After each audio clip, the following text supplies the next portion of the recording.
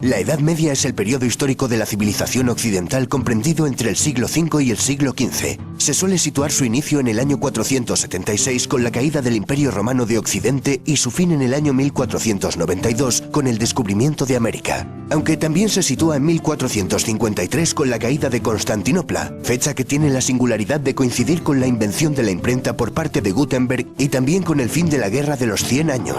En la Edad Media se sustituyó el modo de producción esclavista por un modo de producción de servidumbre feudal. También se fue produciendo una descomposición de las estructuras centralizadas del Imperio Romano que dio paso a una dispersión del poder.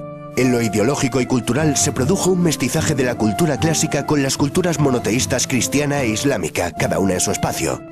La Edad Media suele dividirse en dos grandes periodos: temprana o alta Edad Media, siglos V a X, y baja Edad Media, siglos XI a XV.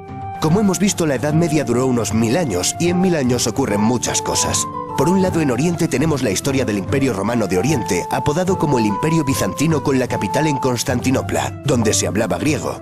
Por otro lado, en Europa Occidental tenemos a un montón de pueblos germanos, bárbaros para los romanos, procedentes del norte de Europa, que fueron descendiendo en sucesivas oleadas hacia el sur y se fueron asentando formando reinos. Estos pueblos aseguraron y fusionaron con su cultura muchos rasgos de la civilización griega y latina, adoptando el derecho romano y el cristianismo como religión oficial. En el año 620 en la Meca surge la figura de Mahoma, que crea una religión monoteísta, el Islam. A su muerte en el 632, la península arábiga era ya en su mayoría musulmana. Sus sucesores tomaron el título de califa e iniciaron una expansión territorial que llegó desde la península ibérica hasta la India.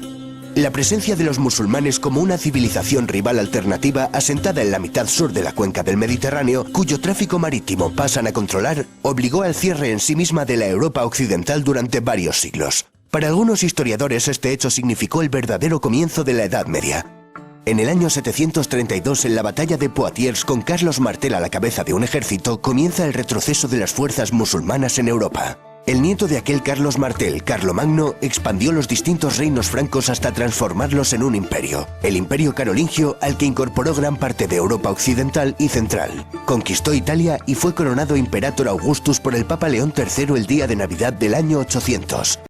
Tras la desintegración del Imperio Carolingio y el fracaso del proyecto político centralizador de Carlomagno, la debilidad de los reyes se hizo evidente. Sus sucesores se vieron obligados a ceder gran parte de su autoridad a los condes y marqueses para obtener su apoyo. Para asegurarse la lealtad de estos nobles, los monarcas les entregaron tierras, los feudos. Por otro lado, las invasiones de vikingos, sarracenos y húngaros aumentaron la inseguridad general, lo que obligó a los reyes a encomendar a los nobles la defensa de sus territorios. Nace la figura del caballero. El feudalismo alcanzó su madurez en el siglo XI y tuvo su máximo apogeo en los siglos XII y XIII. Su cuna fue la región comprendida entre los ríos Rin y Loira, dominada por el Ducado de Normandía.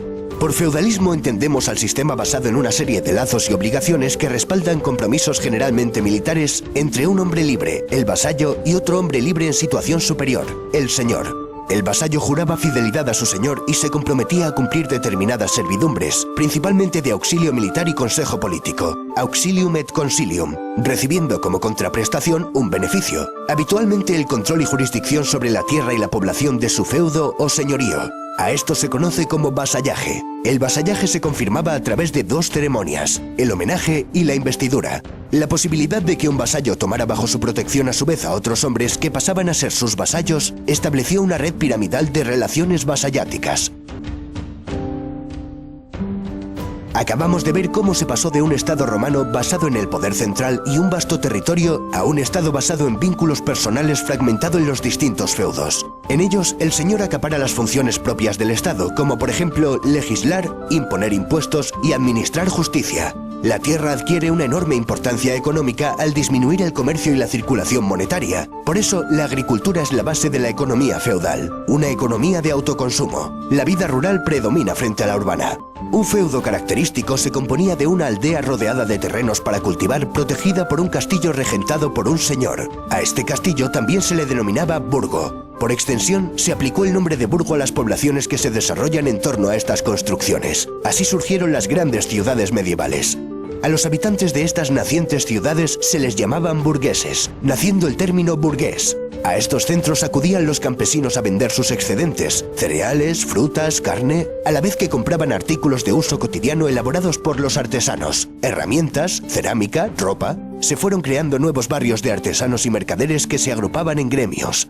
Fue en estas ciudades donde nació el estilo gótico, una evolución del románico. Estas ciudades vieron el levantamiento de prodigiosas catedrales. Chartres, París, Colonia, León o Burgos se cuentan entre las obras arquitectónicas más extraordinarias que ha construido el hombre. También las ciudades vieron el nacer de las universidades, como las de Bolonia, Oxford, Cambridge, Salamanca o París. En ellas se aprendían las 7 artes liberales compuestas por el trivium, gramática, lógica y retórica, y el quadrivium, geometría, astronomía, aritmética y música.